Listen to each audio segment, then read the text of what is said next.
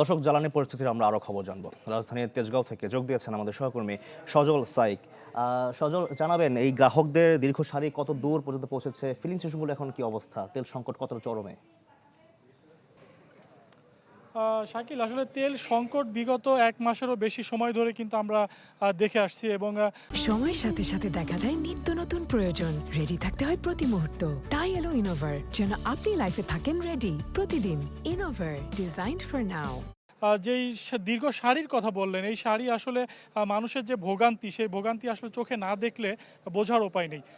রাজধানী ঢাকার প্রতিটি ফিলিং স্টেশনেই কিন্তু এমন সারি রয়েছে। আমি এখন যেই ফিলিং স্টেশনটিতে রয়েছি, তেজগাঁর সিটি পাম্পে, সেই পাম্পের সিটি পাম্প থেকে শুরু করে আপনার তেজগাঁ টাইমস মিডিয়া লিমিটেডের সামনে দিয়ে একেবারে রেলগেট পর্যন্ত চলে গিয়েছে। অর্থাৎ বলা যায় যে প্রায় আধা কিলোমিটারের বেশি পথ কিন্তু এই সারিটি চলে গিয়েছে। এবং মানুষ কিন্তু অভিযোগ করছে, আসলে মানুষের যেই প্রত্যাশা যে সরকার তাদের জন্য পদক্ষেপ নেবে যাতে করে তাদের এই ভোগান্তি লাঘব হয়, কিন্তু সেটি এখন পর্যন্ত হচ্ছে না। তারা বরাবরের মতোই অভিযোগ করছে যে সরকারের যেই কথা মতো যে পর্যাপ্ত জ্বালানি তেল মজুদ থাকলেও তাহলে কেন আসলে যে মানুষের এত ভোগান্তি এবং কেনই বা তাদের এত দীর্ঘ সারি। আমরা দেখেছি যে রাত দিন একাকার করে কিন্তু মানুষ তাদের এই সারিবদ্ধভাবে তেল নেয়ার যে দৃশ্য, সেটি কিন্তু আমাদের চোখে পড়েছে।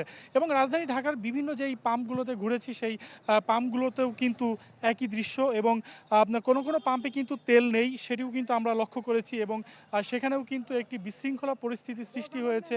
অনেক সময় হয় যে আপনার মাত্র 5 ঘন্টা বা 6 ঘন্টা তেল দেওয়া হয়, সেক্ষেত্রে একেবারে সারির পিছনে যারা থাকে তখন কিন্তু তারা যখন সামনে চলে আসে তখন তারা জানতে পারে যে তেল নেই। সেটি কিন্তু আসলে তাদের জন্য অনেক আপনার দুঃখজনক এবং কষ্টসাধ্য বিষয়। আপনার বলা যায় যে আসলে এই যে 1 মাসেরও বেশি সময় ধরে যেই তেল পরিস্থিতি নিয়ে মানুষের মধ্যে ভোগান্তি, সেটি কিন্তু এখনও কাটেনি এবং কবে নাগাদ কাটবে সেটিও কিন্তু তারা জানে না। এবং তারা কিন্তু সরকারের দিকে চেয়ে আছে যে কবে এর আসলে সঠিক একটি সমাধান হবে। শাকিল, এই ছিল আমার কাছে সর্বশেষ। জি, ধন্যবাদ আপনাকে।